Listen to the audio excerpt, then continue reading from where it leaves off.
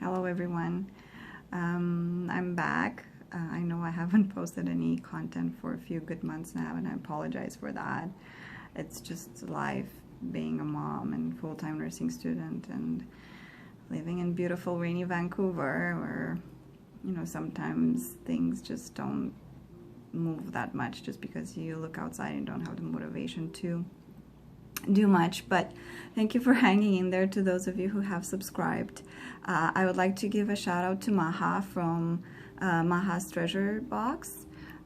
She's a fellow Vancouverite YouTube channeler. She has a great channel. She's lovely. She posted some nice comments, and I will post her link below. Also, I would really want to mention Kelly from The Truth and Story, because she's been throughout the last few months a very inspiring presence on YouTube. I think not just for myself but for others as well.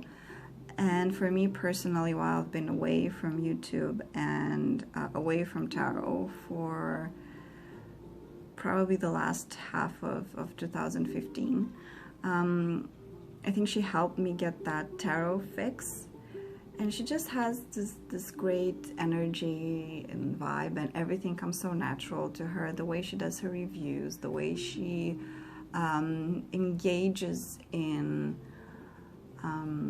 describing the cards, and it engages you, and her videos are just very thought-provoking. So if you haven't checked out her channel, please do, because she is very articulate. She has great ideas.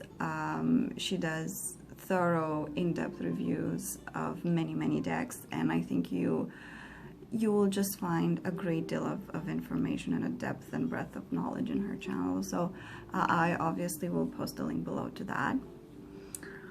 So moving forward with my video today, I have gathered a bunch of tarot books that I have purchased throughout the years, and there are, I didn't even count, there were around over 20. And I would like to talk a little bit about that, because I was watching KateyFlowers video this morning, and she has a very good point that has been on my mind for quite some time. It is related to how to tap into your intuition, and how to not just tap but trust that intuition. Let go of the meanings from the books, let go of what you think that card should mean, and just go with the flow. And that brings up for me that notion of complicating things instead of simplifying them. Because with tarot, just as with anything else in life, I think you can go as deep as you want.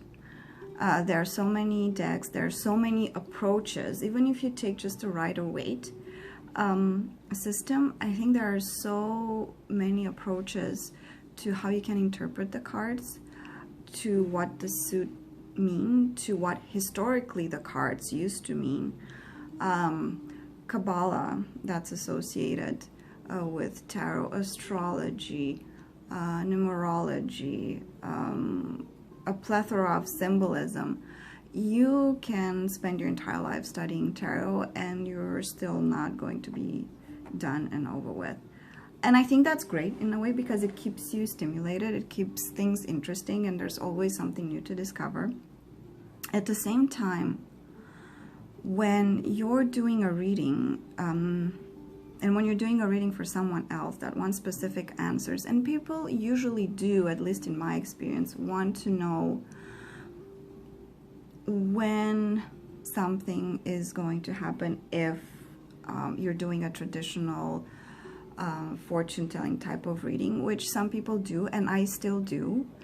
And it's partly because of my ancestry and where I was born and grew up.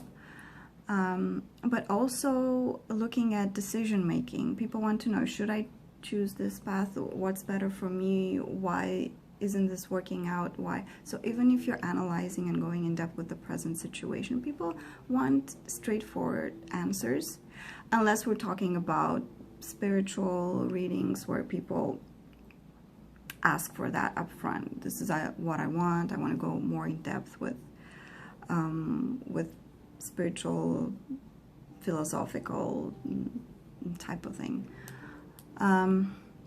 So for that type of reading, do you need to know Kabbalah? Do you need to look into astrology or that much? Do you need to know numerology? In my experience, no. And I have friends that read for me. We do it, you know, on our usual gatherings or over a cup of coffee or tea. And I encourage especially my best friend, because I've been reading for her for so long. She has her own deck when she comes over, and she reads for me, and I'm encouraging that. She hasn't had any experience with any tarot book. She didn't read anything.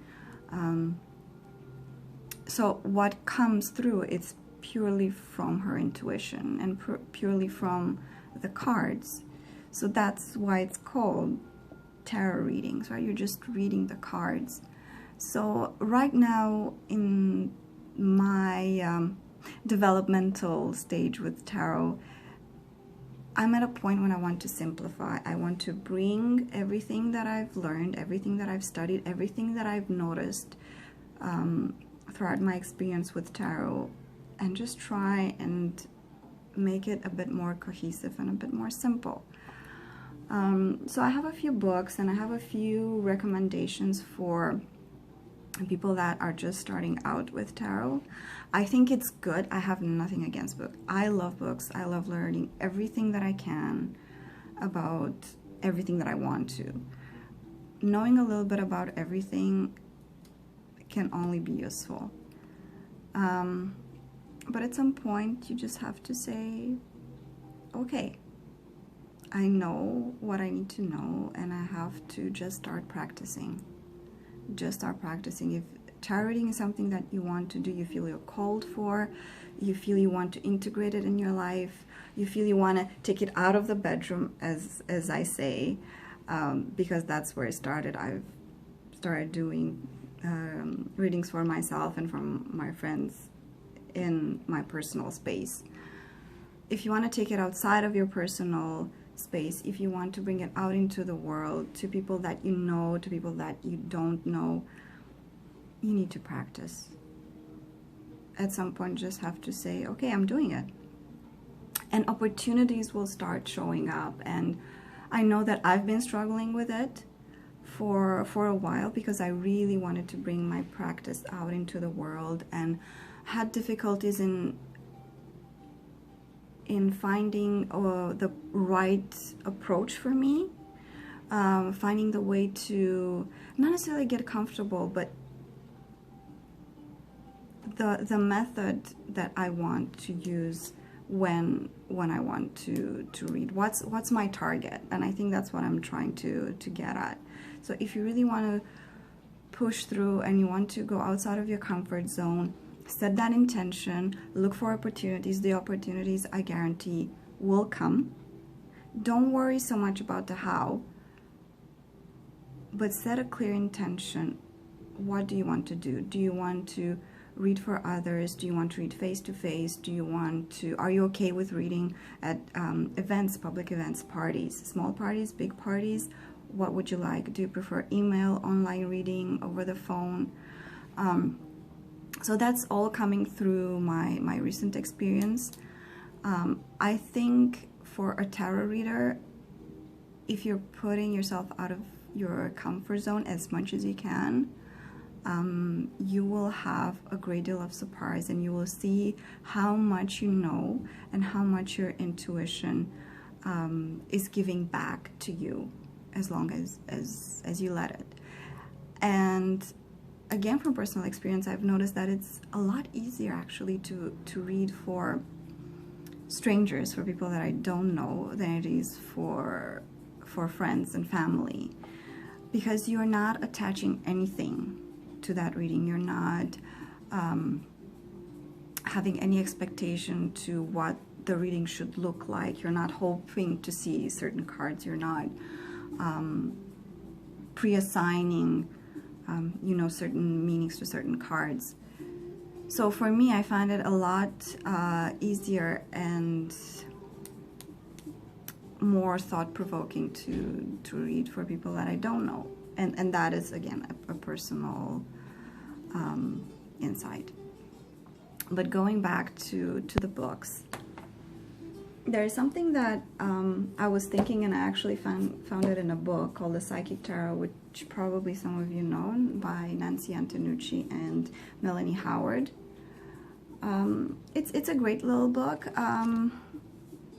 If you really want to go intuition based on your readings, and you're not so keen on learning the card meanings right away, this is a great book to tap into that intuition. And I like what she says in the beginning of her book,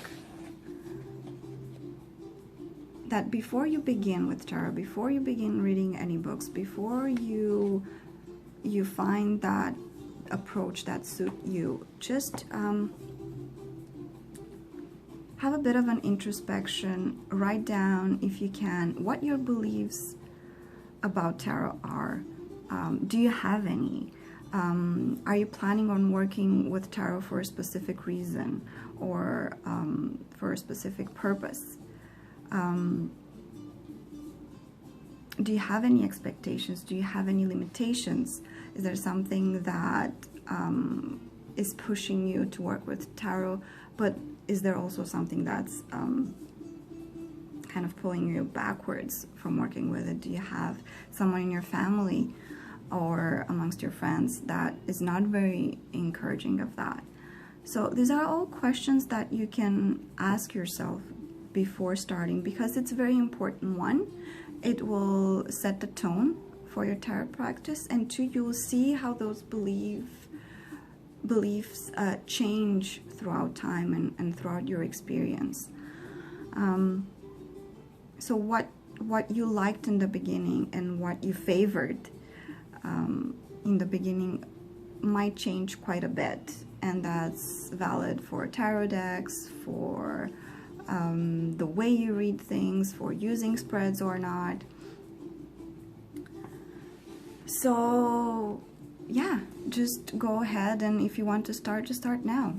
And if there's something that it's pulling you back, just start questioning yourself. Why do I keep procrastinating? Why am I afraid? If you're afraid to work with tarot, but you're very intrigued by it, then there's something for you to work with. And I think this is a very good book to start with, because it doesn't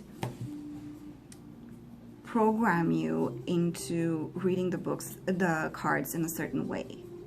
You just look at the cards and you work through your meanings, and you work through the issues that you want to work through. I have a book here also that has been a bit overseen or underrated for the last few years. I think it's been out for over 10 years, 15 years. I'm not sure. Don't quote me on that. But it's Paul Fenton Smith, Tarot Masterclass. That's not the one I wanted to show you though. That's the second one. It's the Tarot Revealed. This is the first one. This is for beginners. And it has a very straightforward approach. He's been a reader for over 20 years. He lives in Australia. I think he teaches in, I don't know, it's called the Academy of something. It has to do with metaphysical field. But it has a very step-by-step, organized, systematic approach to tarot. It tells you how the tarot can help you, what are its limitations, what is the tarot. It also has a nice section, well, it's just a page, the tarot from the past to today. So if you're interested in how the tarot has evolved, it has a little snippet of that. And then it starts with the suits, and it starts with the suit of wands, and then it tells you, this is one of the best description of the suits that I found in any book, and it tells you what it represents, the element. if you see predominantly wands in a spread, that type of thing, what does that mean? So it has about a page or so about the wands, and then it goes into the depiction and description of each card, and each card has a general meaning, upright and reversed. He does use reversals. A relationship meaning, again, upright and reversed, and I don't know if it has the health meanings as well. I think it's in the other book. What I really wanted to show you though in this book, it's the stories. He has stories for every suit, and it's very nicely depicted. It has very nice colors, and it just tells you what happens throughout the suit from the beginning to end. And it goes something like this. The following story illustrates the lesson for the wands or fire types. The 4 court cards represent a family unit, a father, mother, a son, and a daughter. So that in itself brings you into a more familiar and familial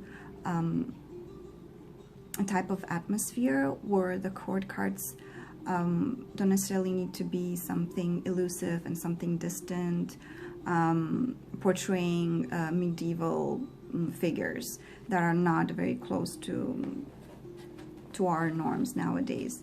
So even though the depiction may be archetypal or ancient, this story brings them closer to a more family unit. And it says, while still a child, the page listens with fascination to his father's tales of travel, conquest, adventure, and achievement. Later, when he has become the knight, his fascination is replaced with the need to experience these things firsthand. So then, while putting it into a story, you kind of see why the Knight of Wands is a bit different than the King. What does the what is the drive of the Knight of Wands? What motivates him? How does he look at his father? Does he admire what the king has accomplished and he wants to go on the same path? Or no, that depending on the cards that you get. But I think that's very interesting, and it has that for every suit. So it gets you more into the groove of things and how things work, instead of just leaving them as concepts, as abstract concepts. It just brings them more to life, I think. And it also has the story of the major arcana. For example, the magician. Coming to grips with the physical body, the childs learn that even goals that appear impossible to achieve can be realized in the right circumstances. The appropriate place, time, motive, and tools enable great achievements. Power flows through him, but he's not the source of his power. Yeah. He also has the meanings of colors in the deck, again, in a very systematic way. He has charts, which I think is very, very useful. He has meanings.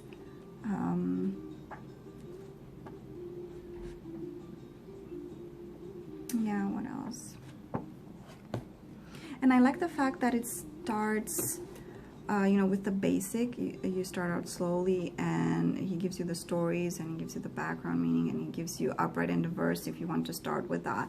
And then on that foundation, he builds the Tarot Masterclass, his next book. I don't even know if these books are still in print. I got them a few years ago.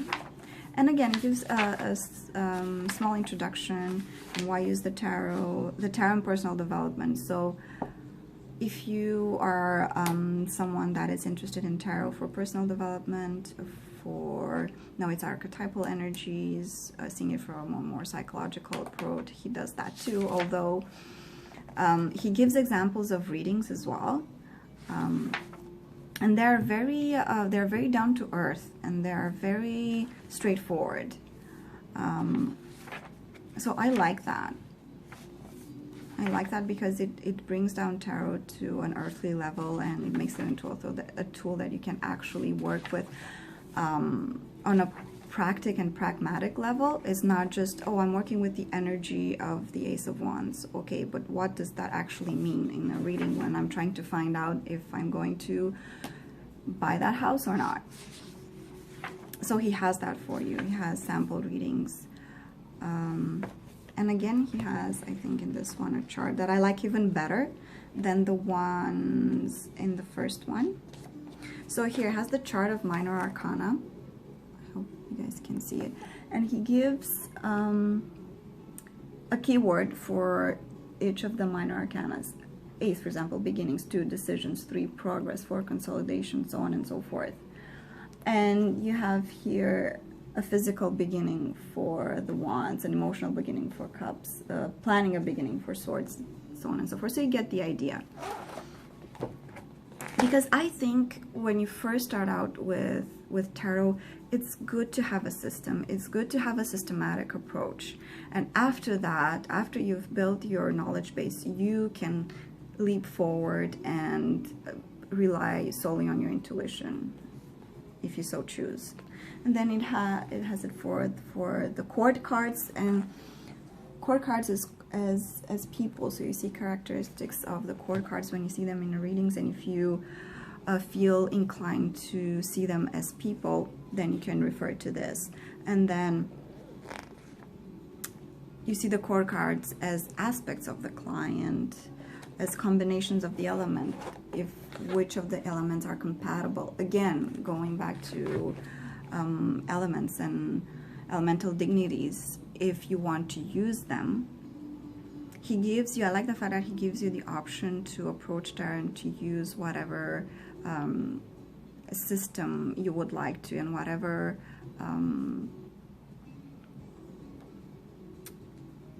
you want to incorporate in it. He also has an intuition development layout. So see, this is what I mean. I like this book because it incorporates intuition, system, traditions, elemental dignities, numerology, colors, everything.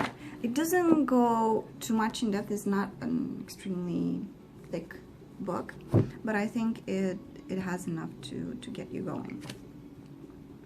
Okay, so now that we're done with this, just quickly, just going to show you, of course, if you're starting out just now learning the tarot with Joan Bunning. It's a great book. I think it just gives you a lot of exercises. It was good for me in the beginning. And I like the fact that it shows card interactions. The way I read tarot is story. It's for me, that's why I don't usually do one card draws, because for me tarot needs to tell me the story. So I need more cards. I need to build on that thread and follow it and see, okay, if this card interacts with this card, then the third card results. You know, I mean, that's my type of tarot reading. So again, I think everyone knows this book. I think it's a good investment, especially if you're like exercises, especially if you like to use the Celtic cross. She has great ideas, which I haven't seen anywhere else, personally, of how to interpret the same position in the Celtic cross in different ways. And let me see if I can find, obviously now I'm not going to find the examples.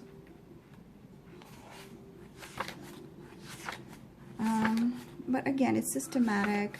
It talks about card pairs, position pairs in the Celtic cross. So you have position 1 and 2, the core situation, and you can interpret those two as 1, 2 forces that are colliding, 2 forces in mutual support, 3, what is true and what that implies,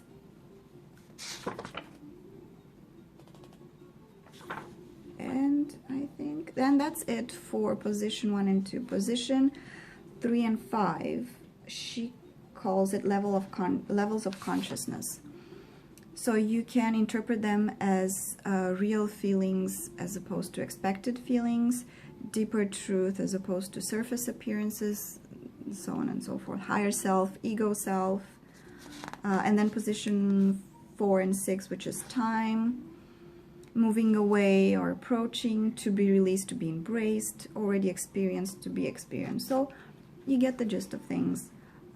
She has keywords for all the major arcanas and minor. Reversed cards. She doesn't give specific meanings, I think, in this book. No, I think she has a separate book for reversals. But she does touch on that and how the energy of a reverse card can be interpreted and how to create a story. See, stream of consciousness talking. You can practice stream of consciousness talking anytime you feel comfortable speaking your thoughts out loud. For most of us, this means being alone. I know I talk to myself a lot. Yeah. Say every thought as it occurs to you. The idea is to hear a thought inwardly and then vocalize it. So this goes back to when you're doing a reading. And I remember reading in A Magical Course in Tarot, which is another book. The author is Michelle. I don't know her last name. I'm sorry. And she says, open your mouth. Open your mouth and talk. When you start a reading, just open your mouth and say the first thing that comes to mind. The more you think about it, the more you try to analyze it, then your conscious mind will come into play, and then your intuition will be silenced. And you know, you do need both. I do use my logic when I read the cards. I do rely on that. But there has to be a marrying of the two. You have to be able to reconcile the two and make them work together as a team. So she goes on into tarot improvisation, exercises. It's great. It's a great book. The book that I find most useful nowadays that I keep going back to is Mary Kay Greer's Tarot Reversals. And not because I use reversals, because I don't, but because her upright meanings are just juicy. They're very good. I think if you just start out, it might be a bit confusing because she gives a lot of meanings from the same card, but because I've used tarot for a while and because I'm looking for different ways of seeing the same thing, the same card, for me this works perfectly, and she has some really good insights. Let's see, guys, it opened at the Hierophant. This card is about teaching, counseling, and learning. The Hierophant represents the shoulds and oughts in your life that link you to traditional values and established knowledge. The Hierophant, by educating you in the laws created by deity, society, and government, trains your conscience.